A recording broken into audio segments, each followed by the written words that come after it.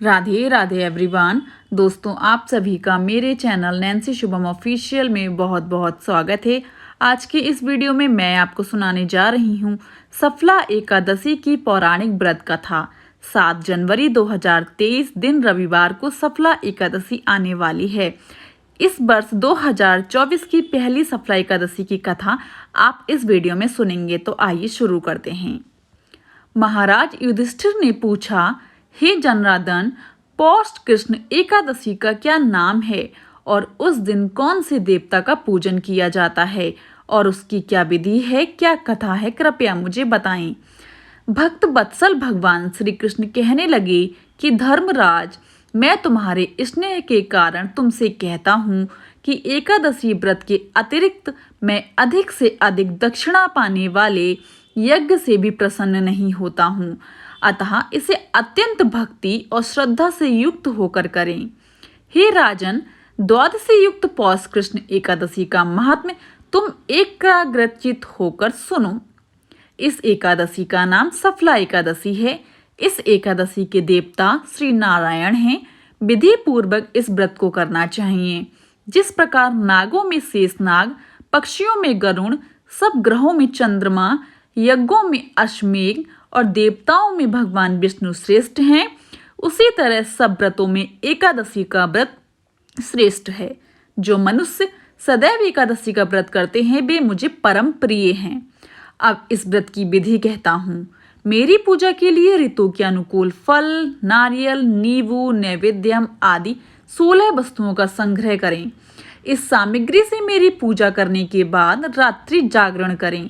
इस एकादशी के व्रत के समान यज्ञ, तीर्थ, दान, तप तथा और कोई दूसरा व्रत नहीं है। 5000 वर्ष तप करने से जो फल मिलता है उससे भी अधिक सफला एकादशी का व्रत करने से मिलता है। हे राजन, अब आप इस एकादशी की कथा सुनिए। चंपावती नगरी में एक महिष्मान नाम का राजा राज्य करता था। उसके 4 पुत्र थे।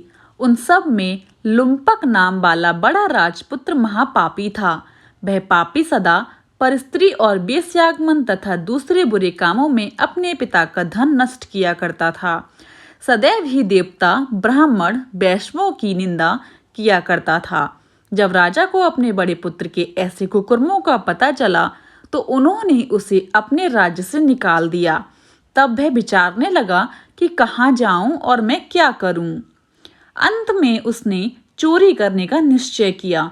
दिन में वह वन में रहता और रात्रि को अपने पिता की नगरी में चोरी करता था तथा प्रजा को तंग करने और उन्हें मारने का कुकर्म करता।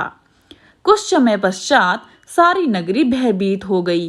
वह वन में रहकर पशु आदि को मारकर खाने लगा। नागरिक और राज्य के कर्मचारी उसे पकड़ लेते किंतु राजा के भय से छोड़ देते। वन के एक अति प्राचीन विशाल पीपल का एक वृक्ष था। लोग उसकी भगवान के समान पूजा किया करते थे। उसी वृक्ष के नीचे वह महापापी लुम्पक रहा करता था। इस वन को लोग देवताओं की क्रीड़ा स्थली मानते थे। कुछ समय पश्चात पौष कृष्ण पक्ष की 10वीं के दिन वह वस्त्रहीन होने के कारण शीत के चलते सारी रात्रि सो नहीं सका। उसके हाथ पैर अकड़ गए। सूर्योदय होते होते वह मूर्छित हो गया। दूसरे दिन एकादशी को मध्याह्न के समय सूर्य की गर्मी पाकर उसकी मूर्छा दूर हुई। गिरता पड़ता वह भोजन की तलाश में निकला। पशुओं को मारने में वह समर्थ नहीं था। अतः पेड़ों के नीचे गिरे हुए फल उठाकर वापस उसी पीपल वृक्ष के नीचे आ गया। उस समय तक भगवान सूर्य अस्त हो चुके थे। वृक्ष के नीचे फल रखकर कहने लगा, हे भगवान, अब आपके ही अर्पण हैं ये फल, आप ही तृप्त हो जाइए। उस रात्रि को दुख के कारण रात्रि को भी नींद नहीं आई। उसके इस उपवास और जागरण से भगवान अत्यंत प्रसन्न हो गए और उसके सारे पाप नष्ट हो गए। दूसरे दिन प्रातः एक अति सुंदर घोड़ा अनेक सुंदर वस्तुओं से सजा हुआ उसके सामने आकर खड़ा हो गया। उसी समय आकाशवाणी हुई कि हे राजपुत्र, श्री नारायण की कृपा से तेरे पाप नष्ट हो गए।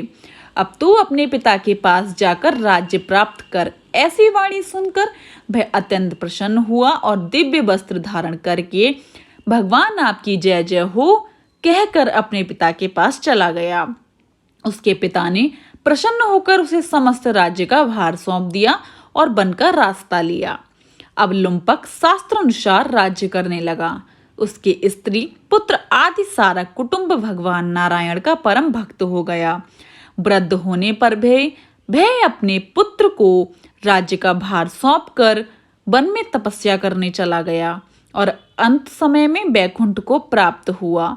अतः जो मनुष्य इस परम पवित्र सफला एकादशी का व्रत करता है उसे अंत में मुक्ति मिलती है। जो नहीं करते वे पूंछ और सींगों से रहित पशुओं के समान हैं। इस सफला एकादशी के महात्म को पढ़ने से अथवा श्रवण करने से मनुष्य को अश्वमेध यज्ञ का फल मिलता है। दोस्तों, यहीं पर हमारी सफला एकादशी की पौराणिक व्रत कथा समाप्त होती है। अगर आपको सफला एकादशी की पौराणिक व्रत कथा पसंद आई हो तो जाने से पहले मेरे चैनल को लाइक शेयर एंड सब्सक्राइब करना बिल्कुल भी ना भूलें। राधे राधे एवरीवन। सफला एकादशी की आप सभी को हार्दिक शुभकामनाएं।